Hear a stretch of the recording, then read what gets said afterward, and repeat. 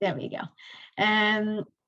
If my internet goes, I'm really sorry, but you will continue to hear this message over and over and over again every time I get back in, which happened yesterday. So I'm just going to give you the heads up. So this is the plan of what we're going to do today. And again, it will be a sharing, there will be sharing moments. So it's not just me talking to you the entire time, hopefully. Fingers crossed, no one wants that. Okay, so so hybrid models have actually, if you think about teaching and learning, this is something that it's been in the educational sector for ages, okay? And when you think about education, there's actually a mismatch between what hybrid means and blended models mean, okay? So if you see this in papers related with teaching and learning, hybrid and blended mean different things. But for the sake of this presentation, we're just going to consider hybrid in the sense of the word, okay? Which is just a mixture of two things, which is a face-to-face or an online offer. Hybrid, blended, mixed, call it whatever you want, okay? For the sake of this presentation, and for the sake of what we're going to talk about, which is volunteering and adapting our programs to a blended hybrid approach model, okay? So we've spoken about the fact that a lot of you were not actually feeling very, very prepared to do this. And although online volunteering has been around for a while, I think the question that we need to ask is, what is the difference between having an online offer and an in-person offer, or having a program that brings them together in a really, really smooth way? And I think that's what I struggled to begin with, was that I can have an online one-off, that's fine. I can have 2 or 3 throughout the year, but how does that relate with everything else that I'm doing as a part of my program? What do I need to think about? It's not just putting out there a one-off online. It's about actually thinking, how is that going to smoothly integrate in your program? Because we don't just plan a week worth of events of activities, do we? You have to think about the entire year. You have to think when you're going to have the volunteering fair. You have to think about, are we going to do anything for Christmas? Are we going to have or be a part of Student Volunteering Week? And when you start thinking about this is when you can be like, okay, cool. How am I going to provide students with a mix of opportunities that are not just going to be diverse in terms of the charities that we work with, the topics that we're going to do, but actually, what am I offering? Am I offering online during the first term, offline during the second term? Am I blending them? Am I doing it face-to-face and online at the same time and have a camera recording? Am I going to do it differently? Am I going to provide students with an opportunity and let them go home and do it? So all of these things are things that we now need to start considering that we might have not considered before. So, thinking about your program. And this is how I started thinking about the program at UWL. It's not a science, it's not a new thing, it's how I've thought about the program, and that has really helped me. So I thought about the process and the elements that are a part of that process. And you might have a lot more elements. You might even be like, actually, Mariana, there's this and there's that you didn't include in there. Shout it out, put it in the chat. I'd love to hear that as well, to be honest. In terms of the process, and this is where I'm going to go to my notes. Oh, I love having the speakers here in here. Let me just ask, I don't know who might have the microphone on. If you can please mute yourself, just because there was a little bit of feedback on my side. Thank you. Okay, so thinking about your program and thinking specifically about your process. Okay, so we all done this for our programs before, right? So we've all thought about setting our goals. The difference is you cannot just think about it from an offline perspective now. You need to think about it in a hybrid way almost. So what do you want to accomplish by providing a hybrid program? What is it? Is it just because you come to do stuff face to face? Or actually, let us think about the positives of doing a hybrid approach, because you can actually engage a lot more with international students that might have had to fly home. You might be able to do a lot more things with students, for example, that have a motor disability or mobile impairment, sorry. Oh my God, I don't want to say, I hate saying disabilities, but it is a disability. You might be able to reach a lot more different groups of students that you might have not been able to reach before. Okay, you might be able to actually divide the groups into smaller groups because you have the potential of doing it online and offline. And you might be able to come up with events or activities that actually complement each other by starting online and then going into an in-person format, or the other way around. You start in person to get group or committees to actually meet, and then they go into an online format. And this is the blended bit. You don't just have to create one activity online and one offline. They can easily meet, okay? So what are you trying to accomplish? Think about everything throughout the year. What is it that you want to do with this hybrid program? And then you map it out, right? And by mapping it out, it means that by mapping your year visually, it will then be easier for you to spot any holes or like underdeveloped activities. Because if you are really truly thinking about the blended program, you need to make it a proper blended program. You can't just throw in an online activity here and there. I mean, you can, but then you're just providing a different activity, right? But if you're going to think about it in a hybrid way, and you can map it out throughout the year, you can be like, okay, so this is the amount of things that we've had that have reached these groups of students. It meant that we've collaborated with these organizations. Now, where are the holes? Where are the underdeveloped activities? And where should I focus my attention, basically? Determine which of these goals or objectives are best served as online, in-person, synchronous, or asynchronous. And this is something that that I was reading about, which was, I had never really thought about it. I think lecturers probably think about this a lot more with the asynchronous activities or synchronous activities. So realistically, you can have an activity where you are filming yourself and some students are there with you in person and some of them are at home. And you can be developing an activity like that. And this is synchronous. You have both in person and online happening at the same time, okay? Which I have yet to do, to be completely honest, but it is possible to do, especially now with the technology. And you can have asynchronous activities where, for example, you meet with your students, you explain them what the activity is all about. It might be a research project, and then you tell them, okay, so I would like you to spend the next hour doing it. Let's come back and meet online in an hour's time. And they go away and do it. And it can still be online, or they can go to the library and do it in person in a group, okay? So which objectives and activities how are you going to determine this, basically? Determine the online portion of the activities you're providing, but also, are you going to work with partners? And that's the next point. Are you going to collaborate with someone? And if you're going to collaborate with someone, are they providing online opportunities? Are they providing in-person opportunities? And how can we make sure that if you are collaborating with someone, you also have a mixed offer on the collaboration side? And when I talk about collaboration, I don't just mean community organizations. It can be departments that you work with within your university or the SU. So let's imagine that you are a university service and you want to collaborate with the SU.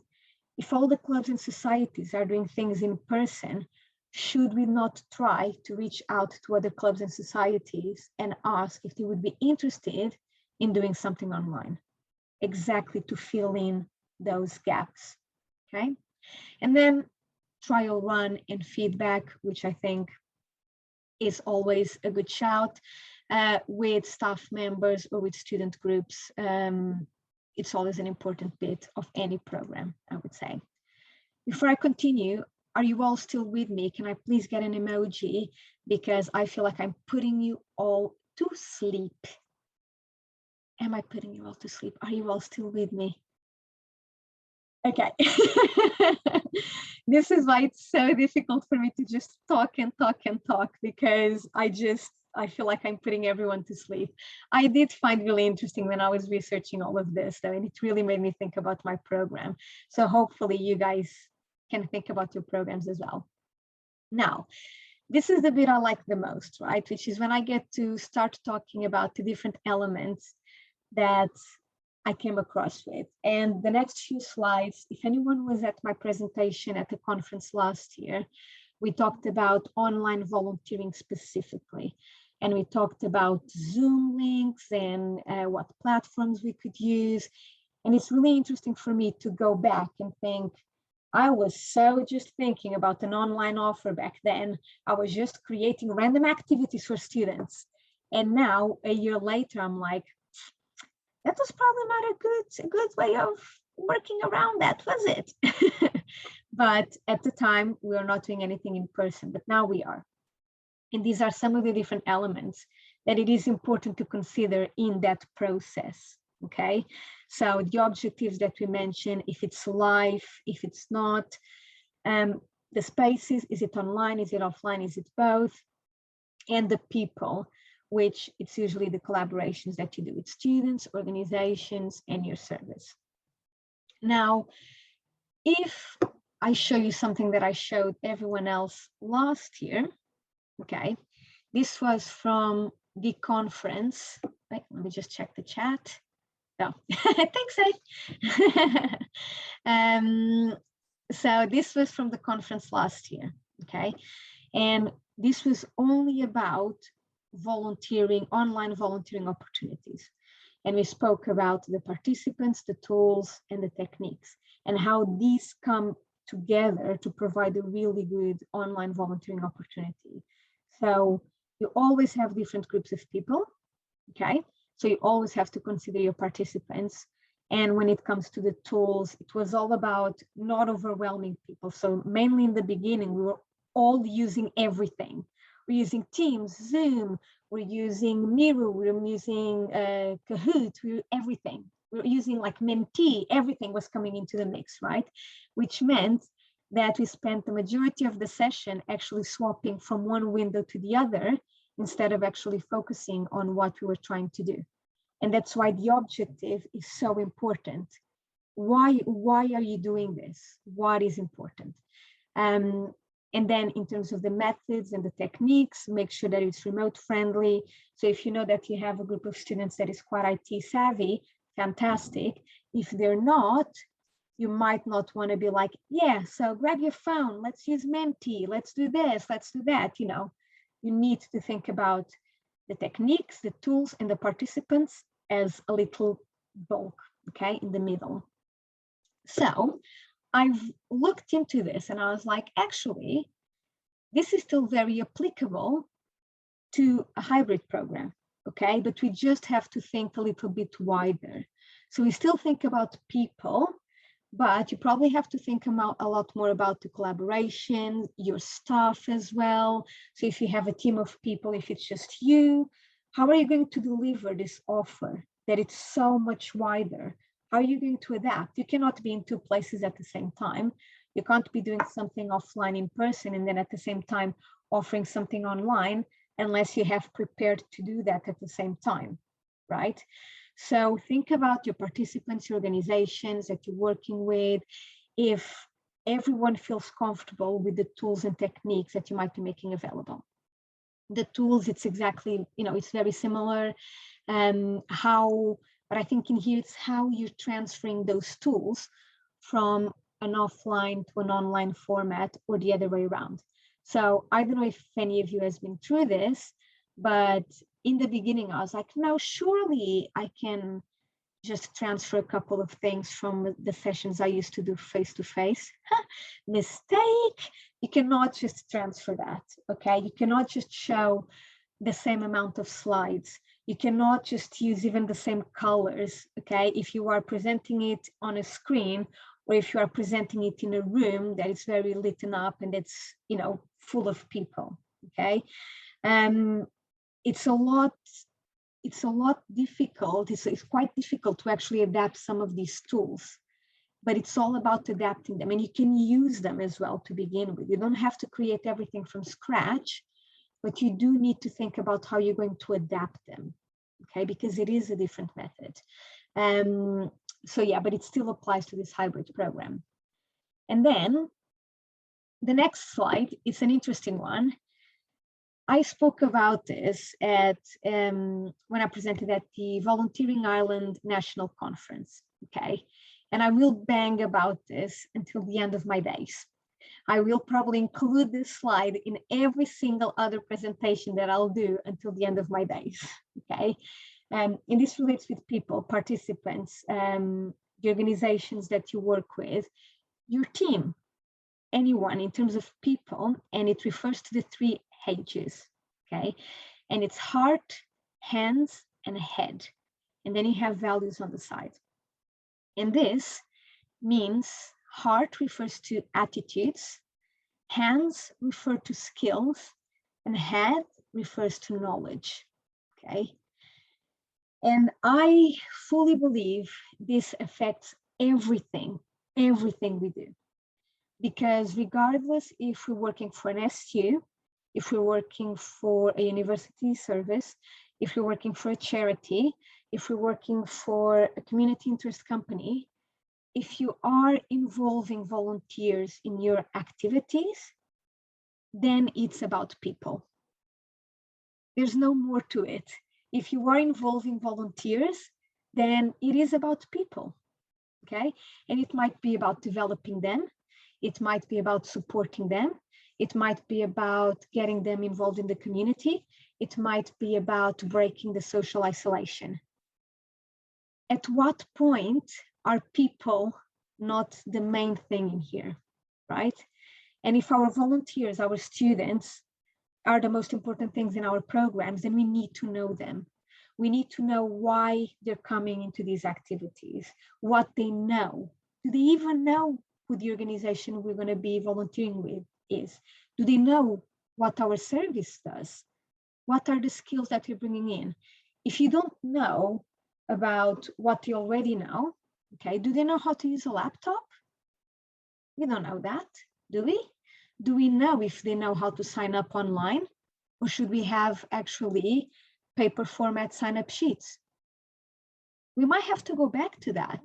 We might have to offer both the entire time from now onwards. And do we know what their motivations is? And this is a lot related with attitudes and the values, okay? What is their attitude towards the activity they're going to engage, okay? Are they motivated because they want to support the organization? Are they motivated because they want to improve their CV?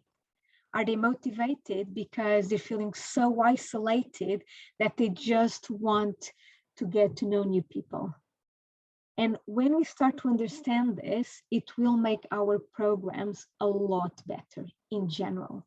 And we should also always try to know this about the organizations that we're working with, okay? Which will hopefully prevent us from getting into that situation where we are doing everything for an organization because they just think that that's the way we work, okay? If we understand what they know, how they want to advertise their opportunities, how much they can help with, then we will be able to say, actually, this is the amount of support I can give you, okay? And this is the amount of support I cannot give you. On this occasion, I can only advertise your volunteering opportunities, but you need to do the rest. But maybe if you wait until Christmas, we can create a Christmas project together where we will balance out the tasks and we work together on delivering this project to the students. So take a print screen. I mean, this is being recorded. Take a picture. I literally have it in my flat, like pinned up, because if you are working with volunteers, if you are working with people, this is really, really important. Now, how much have I bored you? Are you all with me still? Yeah, no, okay, cool. So I want to play a game now. This is the game bit. And I'm just looking at the participants. Okay, I'm gonna stop sharing for a little bit so I can see you all. I'm glad I haven't lost anyone yet, which is good. It's a victory for me. I always like to get a little bit creative, okay, with these activities and with these sessions, because I do think it is important. So we're going to play a game. And before I share my screen again, is anyone good at maths that can divide this into breakout rooms? Just tell me a number of how into, so if I want, so we have 21, well, 20, because I'm not going to be a part. Is it groups of 5? Yeah, 5 groups of 4. Good. Thank you, Josh. Okay, so I'm going to create breakout rooms. But before I do that, if I can find the breakout rooms. Oh, okay, I have it. So, okay. So I'm going to share my screen now.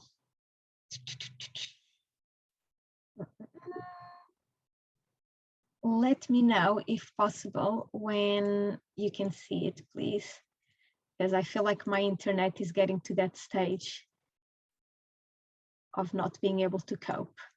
Can you see it? Okay, perfect. So we're going to play a game, okay, as we would. So can you all see pretty well the yellows and greens and pinks, all of this bit? Okay. So can I please have my first volunteer? Can I please have a show of hands of someone who volunteers? Oh, I can't see all of you, wait. Or just unmute yourself and just shout, aye. I can volunteer. Amazing. Luke, can I please have a number between 1 and 4? Oh, 3. Perfect. Thank you very much. Now, can I please have another volunteer? Shout aye. I volunteer. Amazing, Louise. Thank you very much. Can I please have a number between 1 and 5? 4. 4. Perfect. Now, another volunteer, please. Can I have an aye? I volunteer. Woohoo! Dave, can I please have a number between 1 and 2? 2. Perfect. And another volunteer, please.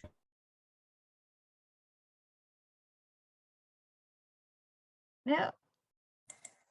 I'll volunteer. Yay, thank you, Maya. So 1 and 2, a number between 1 and 2. 2. Perfect. Here we go. Wait, come. There we go. Okay, so this is going to be our lovely activity now. Okay, I'm going to put you into breakout rooms, and basically the different post-its mean different things. So the pink ones mean objectives or aims, which is what we spoke about in the process. In-person, asynchronous are about the elements, so the spaces. And the blue one, it's about the people, so their collaborations, okay? And I'm going to give you 5 minutes in your breakout rooms to come up with a random project that brings all of these together, okay? So collaboration with the student support service to increase the number of volunteering hours done by students. That is going to be in person and asynchronous. And ideally, you will be able to think about it in a hybrid way. So for example, me looking at it without any time, I can think, okay, let's work with, so if a student support service, let's work with the international team, okay, to, they probably, let's come up with a project where we have different resources for students in different languages, Okay, so we're going to ask students, second-year students and third-year students, to support with translating different resources for freshers. Okay, so that's going to increase the number of hours done by students.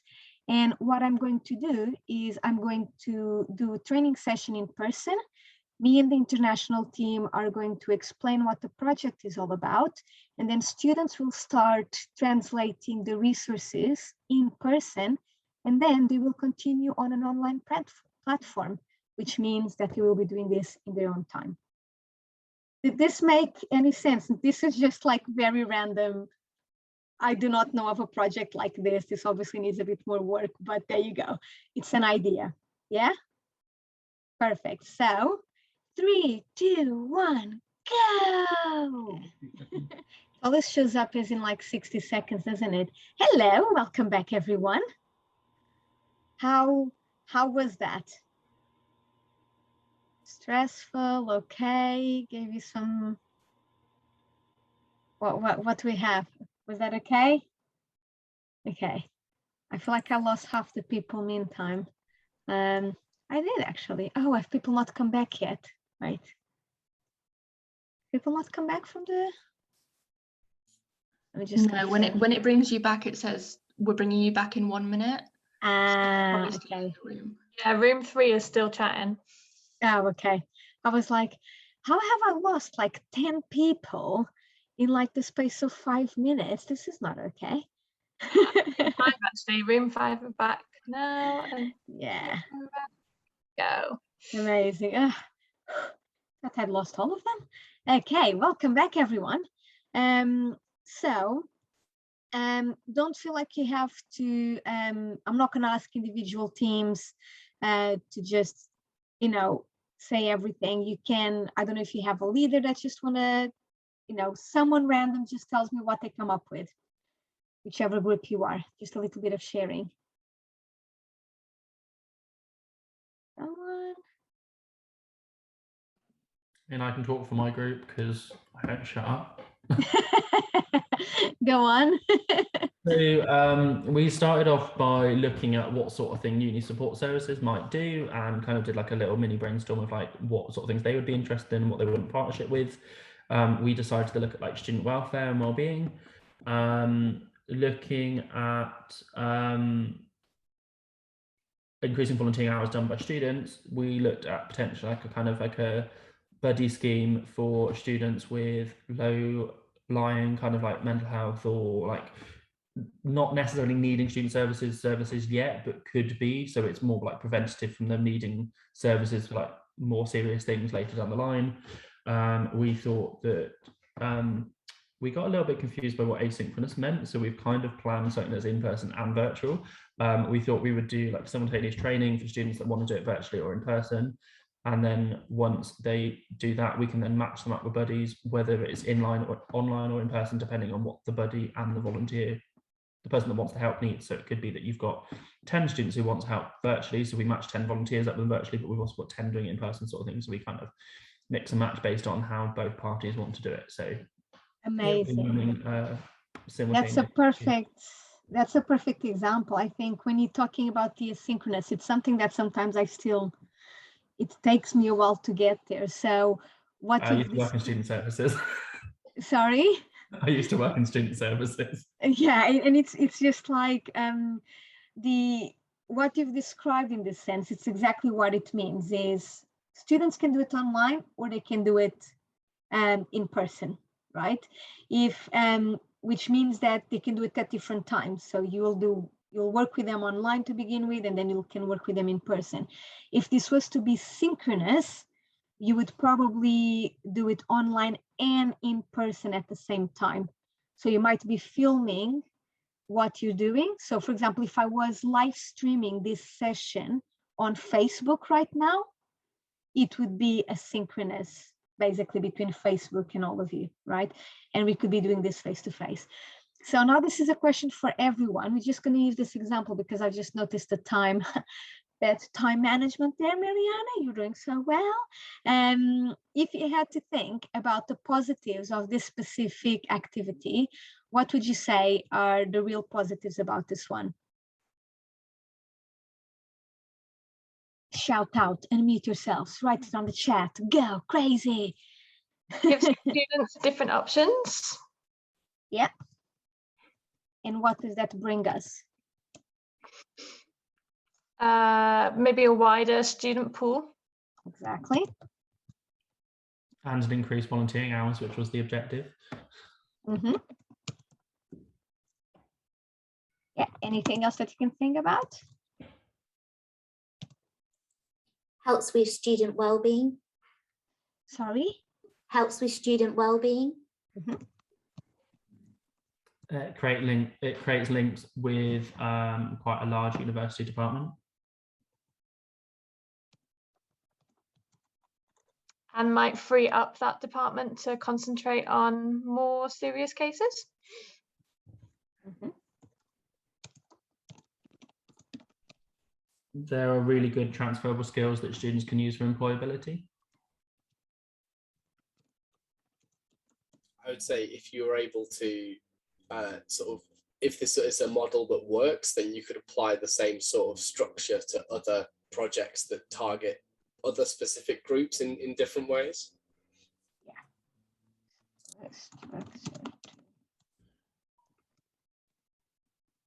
Perfect.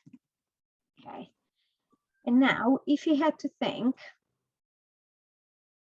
about some of the downsides of this, what would you say might be the challenges?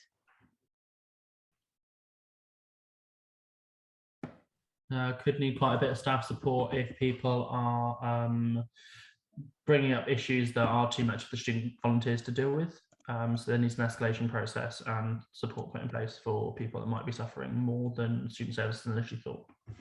Yep.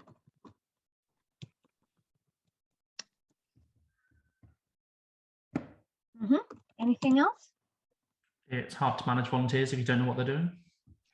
Okay. I'm going to use the word support volunteers.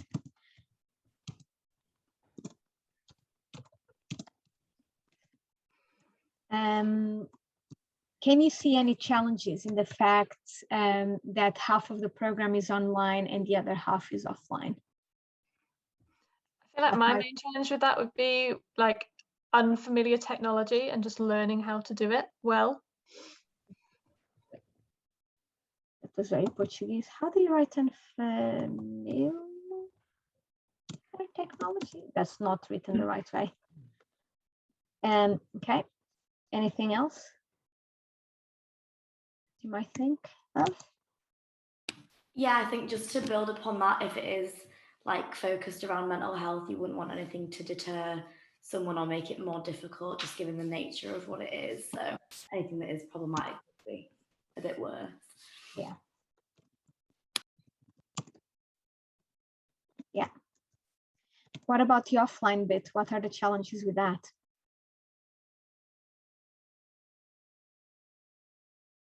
You'd have to have it in a safe space, so you'd have to have a physical place to conduct it. Mm-hmm. Anything else? I feel like the challenge is always like trying to work around people's schedules as well with anything in person. Yeah. And I think the only other thing I would add in here would be if we're talking about the well-being program as well, if someone is feeling quite socially isolated, for example, because they've had COVID, for example, or because they had to go back to their country, if it's offline, they can't reach. So they're going to be in the same place, for example.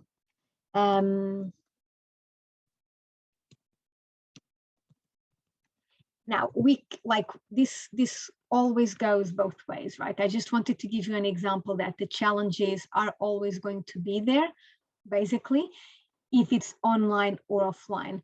And that's why, and if we had more time, we're going to the blue one and we'd work around the challenges and how we make up for those gaps, those holes that we spoke about. And this is why, referring back to the process and the elements, why are these blended approach so incredible? It's because you literally have a way around every single challenge that the online or the offline bit might bring, right?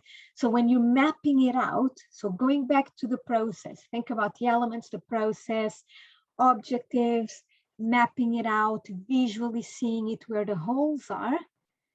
If you have a lot of online offer during the first term, it might be a really good idea to bring up the offline offer during the second term, exactly to bridge that gap, okay? But unless you map it out, you're not going to see it, right? So this is why the process is so important.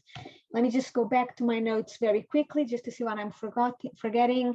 Okay, so in my lovely PowerPoint, which I'm not going to open again because it's going to take time that we don't have, some of the tips that I just had to leave you with before we all go is about don't be afraid to go back and redesign your project. Okay, don't be afraid to review it constantly, to ask for feedback. If your online activities don't work, if your offline activities don't work, go back, redesign, continuously check it. Okay. Also, don't overload on online activities. There's also this thing of like, oh, you know, it's a little bit of an easy solution. Don't overload it, okay? Because then people that might not have access to IT might feel excluded, okay? It's usually better to have a balanced approach so that everyone feels included than trying to do too much, okay? Quality, balanced approach instead of quantity, unbalanced and exclusive approach, okay? Integrating this online and in person. So a program is only as strong as the relationship between these two are. Okay, so really think about how they integrate, not just a random online opportunity, just how they integrate. And actually embrace the community that knows about these things. And actually the teaching community has learned a lot. So it might be a really good idea to actually go to some teachers and some lectures and ask, how have you integrated this for your students? How have you made it good in terms of this balanced approach? Yeah. And finally, and one example, I know that Grace and Ali, you know this because I was giving this example the other day. One of the things, and this is just an example and an idea, right? And I have two to give you. One was something that I did as a part of the UWL volunteering service, which was a Christmas project, okay? And it involves an online approach and an offline approach, okay? And it involved a lot of collaborations. We worked with Acton Homeless Concerned. The SU provided a Christmas dinner on campus. And then we worked with the design students to design a Christmas card, which they did in their own time, online, okay? And then on campus, we printed those cards and we had students in person writing a lovely message to the people that came from Acton Homeless Concern for the Christmas meal. The cards were created online, and a suggestion is you can get the students to create them in their own time, or you can create a one-off with Canva, where you all create the Christmas cards together. And then you print the cards, students can write a lovely message in person with you. And then we worked with the fashion students who knitted scarves in their own time at home. They brought them in person, we had students wrapping up those gifts. And then we handed in the cards and we gave out the gifts on the day. So this is a project that is very, very blended. It's a very blended approach, and students can take part in all of it, online or offline, or just in the bits that they are comfortable with. Yeah. With Speak London, as a community interest company, we transferred all of our language sessions from an in-person format to an online format. So now students or any volunteer can do Skype sessions with refugees or migrants and support them with their integration in their country. And we now are going back into a blended approach where some sessions are online, but then some of the events where migrants, refugees, and volunteers get to interact face to face. I can expand on that, but I've taken way more than I should have. Before we go, because we have 2 minutes, I'm going to ask you to, all of you, unmute yourselves right now. I know it's going to get loud. This is a 30-second kind of exercise. I am actually going to time this, but I'm going to ask you a question, and I just want you to say what your answer, even if you speak over someone else, okay? I just want you to actually say it, right? So, and I've got a timer. It's going to be 30 seconds. We're only going to have 30 seconds. So my question is, I'm going to make sure that I say it the right way. During this session, okay, what did you notice? What did you experience? What did you observe during the course of this last session? Might be good, bad. What did you observe? What did you learn? What did you see? What did you experience? And go.